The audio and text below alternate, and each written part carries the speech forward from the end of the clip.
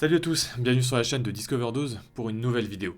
Vous aimez courir en musique? Alors je sais pas vous, mais moi c'est un impératif. J'ai besoin d'avoir de la musique dans les oreilles pour pouvoir passer un bon moment et surtout courir en rythme. Sauf que pour beaucoup, avoir des écouteurs dans les oreilles, eh bien ça pose un vrai problème de sécurité. Avec les oreilles bouchées, on n'entend pas les voitures ou les autres dangers aux alentours. Et si les écouteurs intra-auriculaires sont clairement trop bloquants, des écouteurs boutons type AirPods ou Galaxy Buds Live apparaissent déjà beaucoup plus adaptés.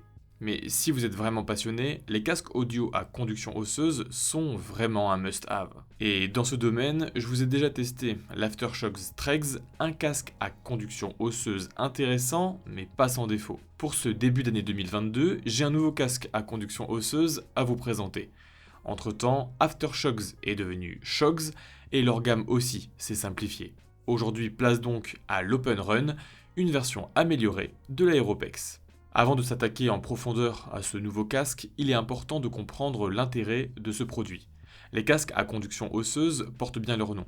Au lieu de venir diffuser le son dans le pavillon de l'oreille ou directement dans le canal auditif comme le ferait un casque audio ou des écouteurs standards, un casque à conduction osseuse vient se poser à l'extérieur de votre oreille, sur les pommettes précisément, et se sert de la boîte crânienne comme d'une caisse de résonance pour faire transiter le son par vibration jusqu'à l'oreille interne. Une expérience très intéressante à tester pour la première fois, et c'est une technologie qui a beaucoup progressé en à peine quelques années. Au niveau du packaging, les Open Run arrivent dans une boîte assez simple.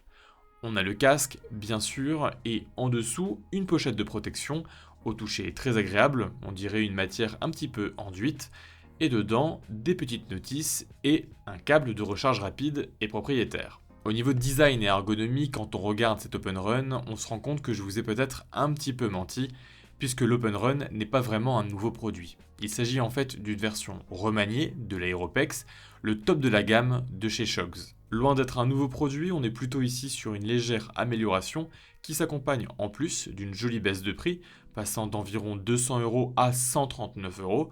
On dit pas non. Et niveau design, ce qui caractérise souvent les casques de chez Shokz, c'est un design 100% en titane, et ce matériau rend le casque incroyablement résistant, mais aussi léger, puisque l'ensemble fait seulement 26 grammes. Le titane est recouvert d'une légère couche de gomme pour favoriser le maintien et rendre le tout plus agréable à la manipulation. À droite, on a le port de recharge, les boutons de volume et de démarrage, ainsi que les micros qui seront directement sur la pommette. À gauche, on retrouve un unique bouton multifonction qui est très pratique car il est lui aussi placé sur la tempe. Alors, c'est pas un casque de natation, mais l'Open Run a une protection à l'eau IP67, ce qui lui garantit une protection contre les immersions légères, donc pas de problème si vous voulez l'utiliser sous la pluie, et il ne devrait pas non plus y avoir de difficultés si vous transpirez beaucoup.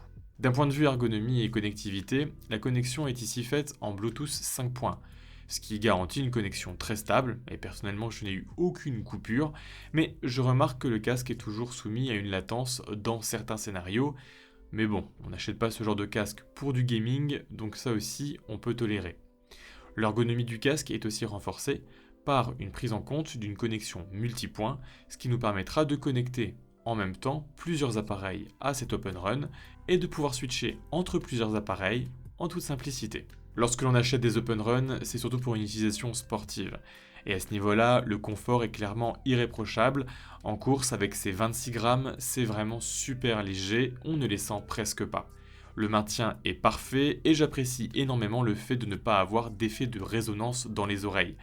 Pareil, d'habitude, avec des écouteurs plus classiques, après plusieurs dizaines de minutes, j'entends mon cœur battre dans mon écouteur, et ce n'est pas le cas ici. On enchaîne les kilomètres en ayant l'impression de ne rien porter, c'est vraiment le pied.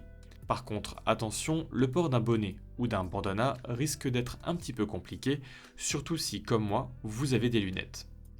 Point positif également pour le vélo, car l'Open Run passe sous le casque et se montre aussi beaucoup moins dangereux que des écouteurs. Mais même si les Open Run sont un casque vraiment conçu à la base pour une utilisation sportive, ça ne les empêche pas non plus d'être utilisés dans une vie plus courante. Et là, le confort est un petit peu plus mitigé. L'été, ça ne posera pas de problème, mais dès que les couches de vêtements se multiplient, le lien arrière en titane peut se montrer assez dérangeant. Sinon, les mêmes qualités restent présentes. En balade, on n'a jamais l'impression de porter quelque chose et c'est super agréable. Dans un magasin, on a l'impression que la boutique a une radio activée, alors que non, c'est notre propre appareil et c'est très intéressant comme rendu. D'ailleurs, en parlant de rendu et de qualité du son, je vous l'ai dit en introduction, la technologie a énormément progressé. Ici, avec les Open Run, eh bien ça a été une expérience vraiment plaisante.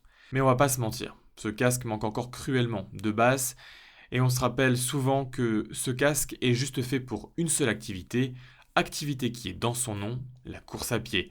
Mais si vous aimez écouter des concerts en FLAC, tout en faisant du sport, bah là désolé, mais passez votre chemin. Au niveau de la puissance du son et du volume, ici on a un volume convenable dans 80% des cas. Mais dès que l'extérieur devient bruyant, dans une rue fort occupée, dans un supermarché, eh bien assez rapidement le volume est trop faible. C'est actuellement la limite de cette technologie de conduction osseuse, surtout que comme je vous l'ai dit, ce casque marche par vibration directe, collée à la peau. À haut volume, on a donc un problème de vibration, ce qui est assez désagréable sur les tempes.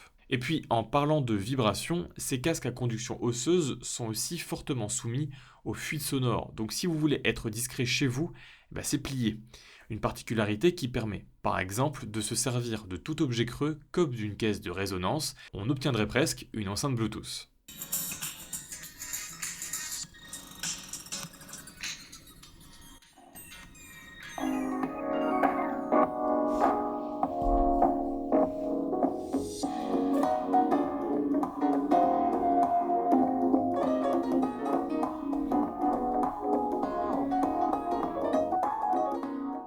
Sur l'écouteur droit, on retrouve donc deux micros qui restituent une excellente qualité d'appel, la voix est bien retranscrite et les sons parasites sont bien réduits. Et ça, c'est vraiment super agréable. Au niveau de l'autonomie et de la recharge, c'est la grosse nouveauté par rapport à l'Aeropex. On a ici une recharge rapide qui est intégrée au produit, avec 10 minutes sur le secteur qui peuvent nous apporter jusqu'à 1h30 de fonctionnement. Malheureusement, cette rapidité, qui a beau être appréciable, est, à mon sens, complètement gâchée par ce port magnétique propriétaire. Ça rend la recharge rapide, mais pas polyvalente. Et c'est dommage parce que leur casque entrée de gamme, l'OpenMove, lui, se recharge en USB-C, et pour moi, le chargeur propriétaire est clairement une régression. Sinon, au niveau de l'autonomie, on a ici jusqu'à 8 heures d'utilisation, ce qui est correct, et similaire à de bons écouteurs sans fil. Mais je me demande juste pourquoi l'autonomie n'est pas plus importante. On a des branches assez volumineuses dans lesquelles on aurait peut-être pu placer une batterie un petit peu plus grande, mais j'imagine que c'est surtout la balance entre autonomie et poids du casque. Surtout, le point qui m'agace le plus, c'est que le casque n'a pas de fonctionnalité d'autoslip.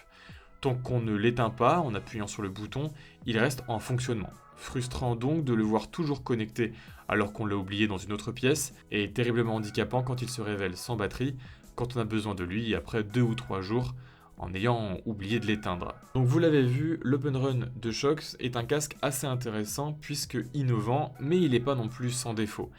Et on se pose donc forcément la question des alternatives, notamment avec des écouteurs boutons type AirPods ou Galaxy Buds Live. Car le gain de sécurité apporté par l'OpenRun est contrebalancé par une polyvalence faible, une qualité audio juste passable et une puissance sonore bien souvent limitée. La question est donc plus que légitime et je pense que pour la majorité des gens, des Buds Live ou des AirPods apparaissent encore et toujours comme la paire d'écouteurs la plus appropriée. Elles ont une réduction de bruit, elles restent discrètes, on peut les utiliser allongées et elles se rechargent sans fil et en USB-C. Je recommande par contre les OpenRun pour les personnes très actives et sportives à la recherche d'un casque discret, léger, non intrusif et qui permet de pratiquer son sport en toute sécurité. J'espère que cette vidéo de test sur les tout nouveaux OpenRun vous a plu, qu'elle vous a permis de découvrir le produit et d'en savoir un petit peu plus. En attendant la prochaine vidéo, je vous laisse mettre un like à la vidéo et vous abonner à la chaîne si c'est toujours pas fait. Et pour le reste, prenez soin de vous et restez curieux. Allez, salut!